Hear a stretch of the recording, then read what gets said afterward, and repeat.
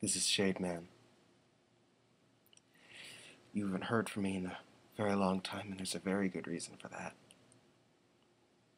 I was able to get out of where I am, or where I was from, I think it was Alabama. I got a flight under an alias to California. I went there and hoping that from California I could make a path through my history and find all of the pathways where I would be able to get to the certain point where I first came to this place, where I'd be able to jump back to my reality, someplace in Arizona. Unfortunately, that didn't happen. I ran into one contact and he's dead now. Not my fault, they found him first, but I had a little adventure in the week I was in Cali. And it all was because of one robot. One freaking robot. They sent it after me, and it was brutal. Okay, so I landed in California, and as soon as I got a place under a different alias and everything, as soon as I got the place, this robot was standing outside of the window, watching me. It was very strange, and of course I immediately got suspicious and decided to check it out. And upon checking it out, it fired upon me. Now then, I have, right now, a general description of what the robot looks like. You know, its features. As soon as I get a picture of it drawn up, I'll show you guys to share the information to be on the lookout for these things. They are dangerous. They don't look like much. They look like, not like the average human, but they don't look like they're strong. And they look rather unarmored except for the torso. But these guys are fast and they're powerful. They've got jets attached to the back of their feet which propel them at speeds that you wouldn't believe. On their right shoulder they've got a retractable mini Gatling gun. Both of their hands on the underside have blades, and on the top side have this kind of, I can't even describe it. I've never seen anything like it before. It seemed almost alien. It fired bolts that you'd only see in movies.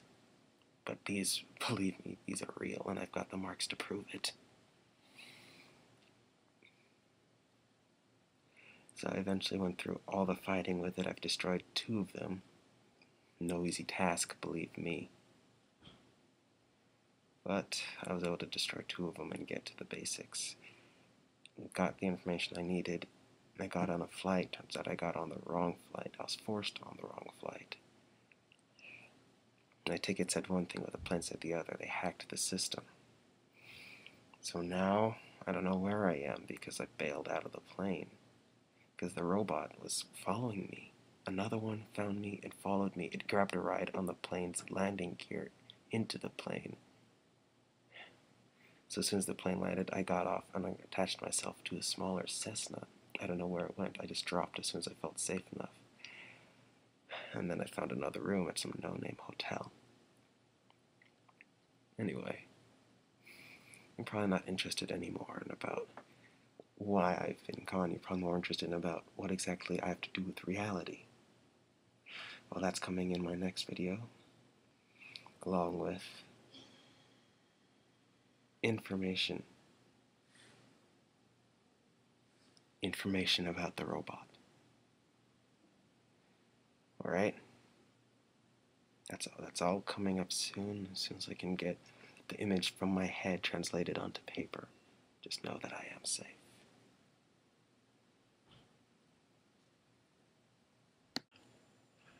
Okay, there's one last thing I forgot. Over the course of my journey, I found a rock. But it's not just any rock, it's an extraterrestrial rock. Its origins in official databases that I've searched are unknown. However, I have my suspicions that it is actually a Guittarian rock, which would be a rock that is from a place where the language that I showed you guys, it's the same planet that language originated from. Now, it doesn't do what you would think normal space rocks would do. It doesn't glow. It doesn't shoot electricity or grab magical powers on the fly. None of that. It doesn't give you the ability to turn into some sort of super soldier in some kind of fruity color. Space rocks don't actually do that.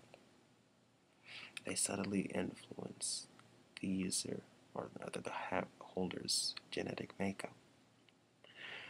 So, as long as you're in contact with it, it slowly but surely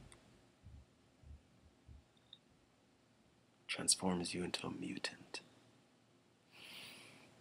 Now, I know that's probably hard for some of you to believe that mutations can only occur in the body in vivo or in vitro, but there's a third one. It's from an outside.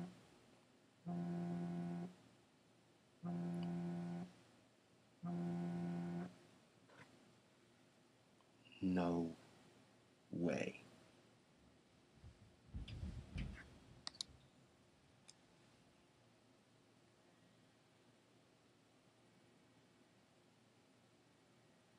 Can you see that?